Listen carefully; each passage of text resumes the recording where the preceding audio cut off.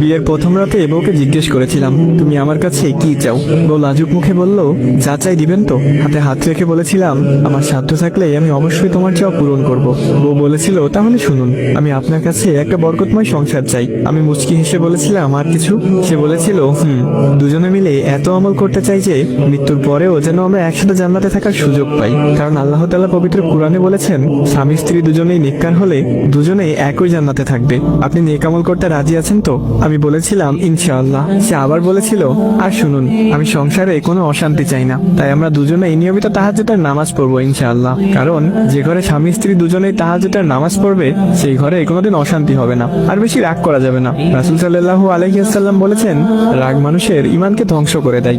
যদিও কখনো আমার রাগ ওঠে তখন আপনি চুপ থাকবেন, আর আপনার রাগ উঠলে আমি চুপ থাকবো। হযরত ওমর রাদিয়াল্লাহু তাআলা আনহু বলেছেন, স্বামীকে রেগে যেতে দেখলে স্ত্রী চুপ থাকবে, আর স্ত্রীকে রেগে যেতে দেখলে স্বামী চুপ থাকবে। কারণ পানি আগুনকে নেভাতে পারে, আগুন কখনো আগুনকে নেভাতে পারে না, বরং আরো বাড়িয়ে দেয়। কি যা বললাম করবেন তো? সেদিন তার হাতে হাত রেখে কপালে চুমু দিয়ে নেক আমল করার ওয়াদা করেছিলাম, যা আজও আমরা দুজনে প্রতিনিয়ত করে যাচ্ছি। অফিসে বসে এসব ভাবছিলাম, এমন সময় স্যার এসে বেতন দিয়ে গেলেন। প্রতি মাসে বেতন পেয়ে মা বাবা ভাই বোনের জন্য কিছু কিনে তার জন্যও কিছু কিনে নিয়ে যাই। আজও অফিস থেকে বাড়ি ফেরার পথে তার জন্য একটা নীল শাড়ি, কতগুলো গোলাপ আর বেনি করার জন্য বেলি ফুলের মালা নিয়ে এসেছি। সাথে এনেছি তার পছন্দের কিছু চকলেট, কারণ বাসায় ফেরার পথে স্ত্রীর জন্য কিছু নিয়ে আসা সুন্নাত।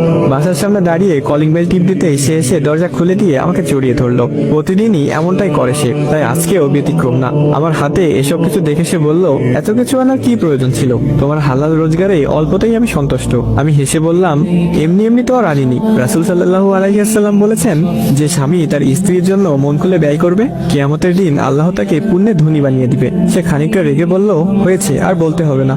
এত সবকিছু চাই না আমার শুধু তোমাকে পেলেই চলবে। এখন এসব দিয়ে যাও, ফ্রেশ হয়ে আসো, দুজনে মিলে একসাথে খাবো। খাওয়া দাওয়া শেষে এসে বায়না ধরলো চাঁদ দেখবে। কি আর করার, সে নীল শাড়ি পরেছে, ভেনিতে বেলি ফুল বেঁধেছে, ফুলের সুবাস ছড়িয়ে পড়ছে তার মাঝে। আমিও তার পছন্দের নীল পাঞ্জাবি পরে তাকে নিয়ে ছাদে গেলাম পূর্ণিমার চাঁদ দেখতে। হঠাৎ সে এসে বলল, এই আমাকে প্রপোজ করো।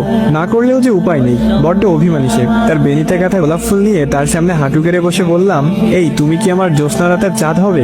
আমার বদ্ধ ঘরের খোলা জানলা হবে? গল্পের রানী হবে কি আমার? যে গল্পটা রচনা করব শুধু তোমার আর আমার। সে মিষ্টি হেসে আমার হাতের গোলাপটা নিয়ে বলল, আমি কি না করেছি নাকি? এই তো চলছে আমাদের প্রেম। তুমি যে কবে এসে বসলে মন গহিনে আমার, তুমি কি জানো না গল্পটা তোমার আমার? আল্লাহ পাক প্রতিটা মানুষকে দিনদার ফরহেজগার মুক্তাদি জীবন সঙ্গী দান করুক। সবাই বলি আমিন।